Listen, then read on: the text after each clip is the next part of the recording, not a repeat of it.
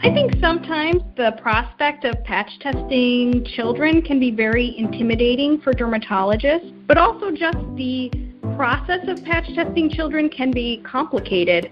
I think that many of us are just uncomfortable patch testing for contact allergy in children because we are so used to patch testing adults. That's Dr. Margo Reeder, and this is Dermatology Weekly, the weekly podcast from MD Edge Dermatology. I'm MD Edge editor Elizabeth Meshkati. And I'm MD Edge editor Terry Rudd. Today, dermatologists often are the first to notice allergic contact dermatitis exposure patterns in the pediatric population. Dr. Vincent DeLeo talks with Dr. Margo Reeder, Dr. Amber Reck Atwater, and Ms. Jennifer Tran about patch test practices in children for the diagnosis of ACD. Because children have unique product and environmental exposures, panels should be customized based on the patient's exposure history. In the news, a study looks at results of testing for latent TB infections in patients on biologics at the Cleveland Clinic. And an analysis looks at payment parity in states with laws requiring insurers to cover telehealth services. You can reach Dermatology Weekly by emailing us at podcasts@mdedge.com. You'll also find that email address in the podcast description. And now the news. Patients on biologics who were tested annually for latent tuberculosis weren't likely to convert from a negative quantiferon test to a positive result. And nearly all of the cost of repeat testing for latent TB infection was in patients who weren't diagnosed with or treated for latent infections. That's according to a study of patients at the Cleveland Clinic. Dr. Urmi Khanna, a dermatologist at the Cleveland Clinic, presented the results at the annual meeting of the American College of Rheumatology. The study looked at quantiferon test results in about 5,200 patients receiving systemic biologic therapy for inflammatory or autoimmune conditions. The median time they were on biologic therapy was about 4 years, and patients had a median of 3 QFT results. TB test results were negative in 88% of the patients, while 3% had at least one positive result, and 9% had one or more indeterminate results. For patients who converted from a negative to a positive result, the most common risk factors were exposure to someone with TB in 26% of such patients, immigrating from or traveling to an endemic area in 26%, and occupational exposure in 16%. Dr. Khanna notes $1.4 million were spent just on additional quantiferon testing, and only 1% of that additional cost was actually spent on testing patients diagnosed with and treated for latent TB. Dr. Khanna says the findings support the proposal that in the U.S. and other regions where the incidence of TB is low, repeat testing for latent TB in patients on biologic therapies should be focused on patients who have new TB risk factors since their last screening. We'll be right back after this message.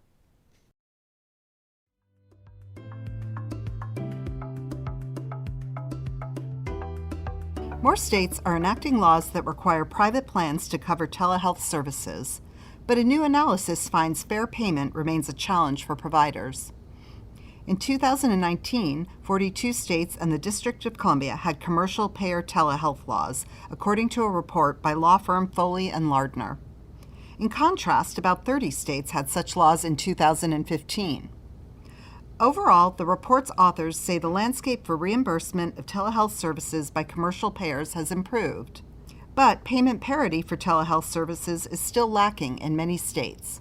Payment parity refers to insurers paying for telehealth services at the same or an equivalent rate as those delivered in person.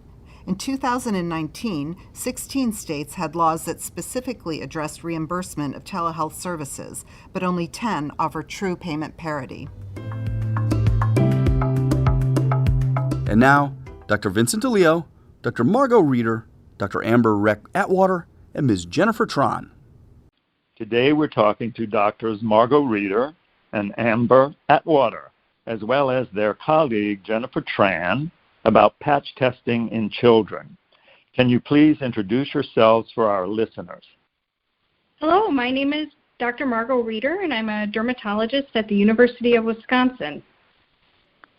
Hi, my name is Amber Atwater, and I'm an associate professor of dermatology at Duke Dermatology in Durham, North Carolina.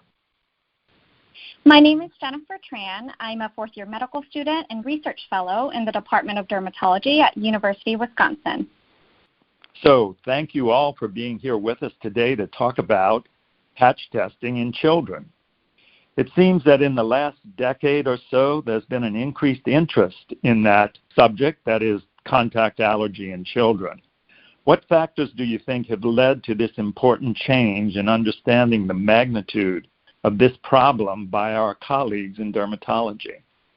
So there are definitely a couple of factors that have led to this increased awareness of contact allergy in children. Many care products are often marketed specifically for use in children, and caregivers are often inundated by products targeted for their child. So it's nearly impossible to go without seeing an ad or walk through a perfectly positioned section of a department store and not want to purchase that new must-have product for their child. But it's exactly these products, though, that are often a source of exposure for contact allergy.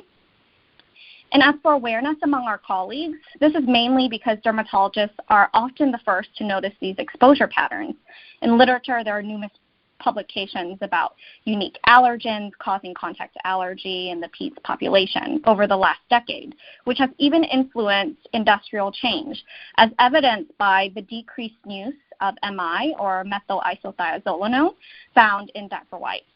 But more importantly, the development of pediatric patch testing registries has significantly highlighted the magnitude of this problem, with recent publications showing that not only is ACD prevalent in children, but also that the allergen profile is unique when compared to adults. Related to that, you list the data on the prevalence of the problem and results of testing in the pediatric age group. So can you discuss that with our listeners? Right. So the two studies that we reference in our article are from two different groups, the North American Contact Dermatitis Group and the Pediatric Contact Dermatitis Registry. The North American group reported positive patch test reactions in about 57% of children who were tested, whereas the Pediatric Contact Dermatitis Registry reported positives in about 48% of children. And when we kind of think about those numbers, this is compared to the more recent North American Contact Dermatitis Group reported positive rates in about 67% for all comers. So just a little bit lower, but still a significant number of kids with positive patch test reactions. So do you think that we are still under-testing for contact allergy in kids? I think sometimes the prospect of patch testing children can be very intimidating for dermatologists. Kids have different exposures. As Jennifer mentioned, we know that they have different allergens that they're likely to be positive to, but also just the process of patch testing children can be complicated. They are smaller surface area, so space can be an issue. I think that many of us are just uncomfortable patch testing for contact allergy in children because we are so used to patch testing adults. I think one of the ways that we can improve this is by learning more about these nuances of patch testing children so that we can implement it into our practice. So can you discuss the importance of history taking in this age group to lead to considering this diagnosis in young patients? Yes, of course. So a thorough history taking is pretty pertinent in diagnosing allergic contact dermatitis. It's where you truly have to bring out your inner Sherlock Holmes to kind of determine what and where potential allergens are. The best way to often elicit this information is to ask about any and all products that a child might encounter or is put on a child on a day-to-day basis. This is a lot easier said than done, as parents often only think about the products that they directly use or potential exposures at home. So it may be helpful to ask a parent to kind of walk through a day in the life of their child to better elicit potential exposures and other pertinent environments, such as school, childcare, sports, hobbies, and favorite pastimes. Another important consideration to keep in mind is that children are often also under the care of other caregivers. So be sure to ask about all the individuals involved in the life of a child. They just might be the hidden exposure source. And in children with concurrent atopic dermatitis, personal care products and topical medications are often the culprits. So getting a thorough product history is especially important. A final pro tip that's often used in Dr. Reeder's clinic is to ask patients to bring all their personal care products to the visit, and that has been pretty helpful. That's really an interesting approach, I think, and really Sherlockian, as you pointed out. So with that in mind, what are the most common reactions that we see in children? Yeah, so the same two studies that I mentioned earlier include some information about the most relevant allergens. The most common North American contact dermatitis group allergens in their study were nickel, cobalt, neomycin, balsam of Peru, lanolin, and fragrance mix 1. In comparison, the most common allergens for the pediatric contact dermatitis registry were nickel, fragrance mix 1, cobalt, balsam of Peru, neomycin, and propylene glycol. So 5 of the top allergens were actually the same between the two groups, with the different chemical in the top 6 was lanolin in the North American group and propylene glycol in the pediatric contact dermatitis group. So similar results.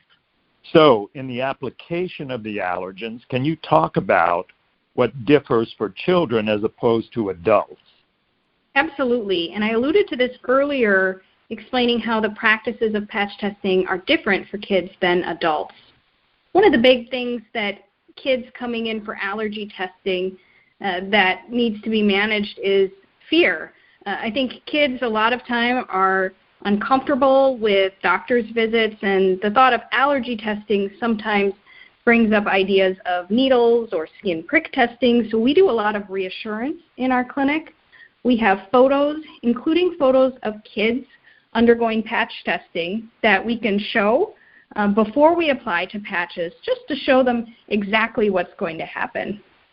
Distraction is important too. We sometimes use iPads in clinic to distract kids while the patches are being applied. We also make sure that parents are there and are reassuring to the kids so that they understand that what's happening, although it might be tight, is not going to be painful for them. In terms of allergens that we apply, we certainly don't have all the surface area that we have in adults, and so we do have to be a bit more selective about the allergens that we apply. We tend to also need to use more tape. Kids tend to be pretty mobile and active, and so we want to make sure that we secure those patches with extra tape. Sometimes when we're patch testing infants, we even have the parents bring in a onesie that might even be a little bit tight. Covering the patches with Tegaderm can also be helpful to prevent any early loosening of the patches before removal. So you point out that you have to be a little more discerning about which allergens you test to in children, since they do have smaller bats. So what screening panels are available for children, and when should each one be used?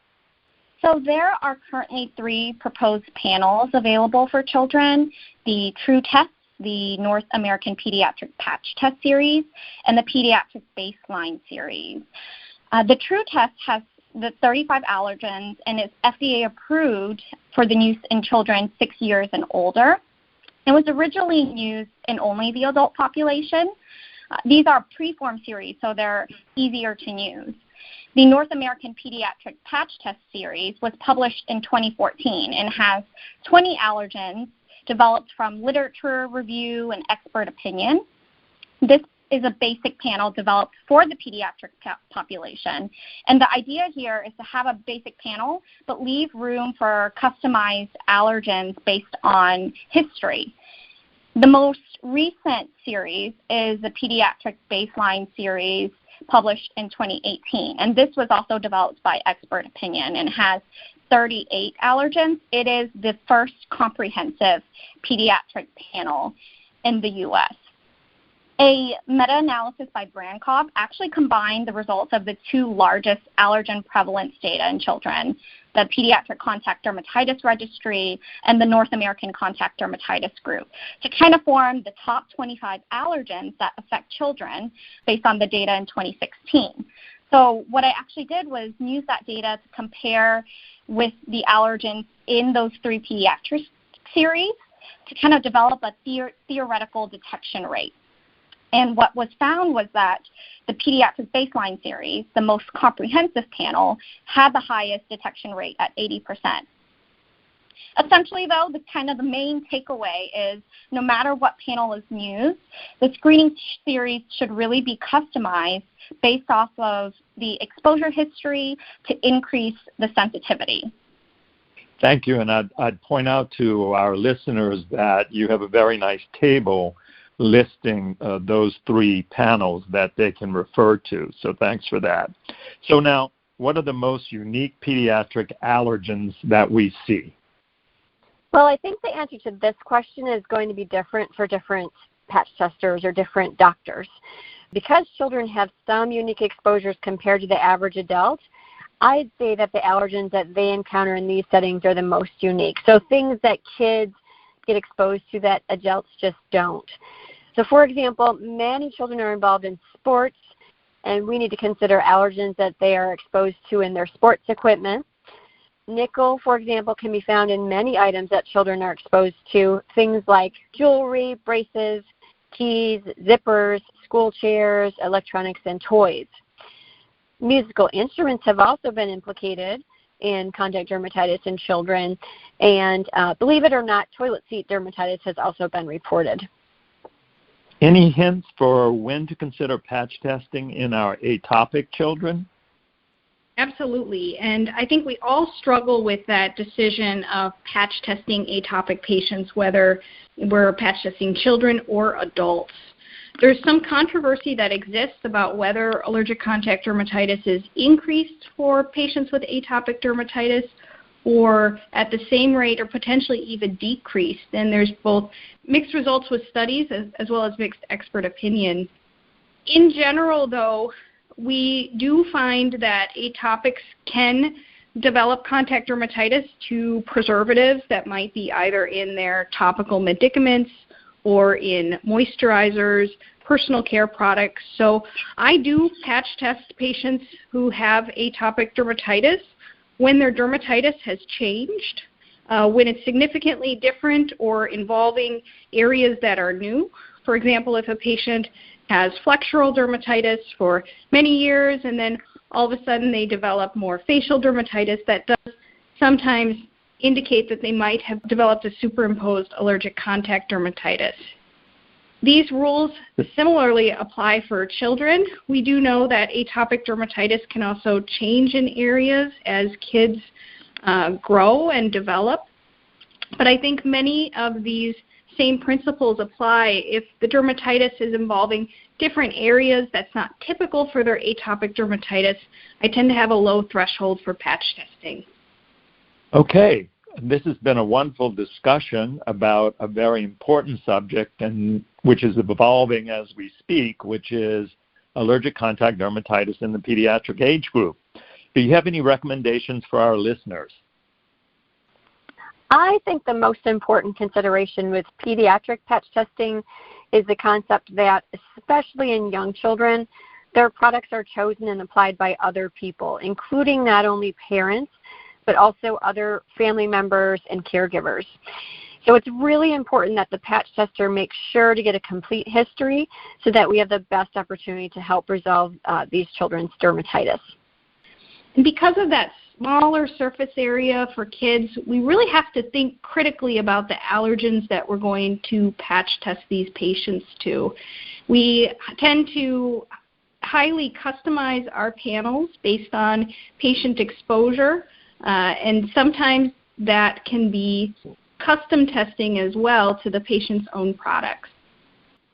So I'd like to thank the three of you. This has been a very interesting discussion, and I would suggest to all our listeners that they go to your publication and read in greater detail what we've been discussing today. Thank you very much again. And that concludes this week's episode of Dermatology Weekly. To get past and future episodes of Dermatology Weekly, subscribe now on Apple Podcasts or wherever you get your podcasts. I'm Terry Rudd. For Dr. DeLeo, MD Edge editor, Melissa Sears, and all of us here at MD Edge, I'm Elizabeth Mishkati. Thanks for listening.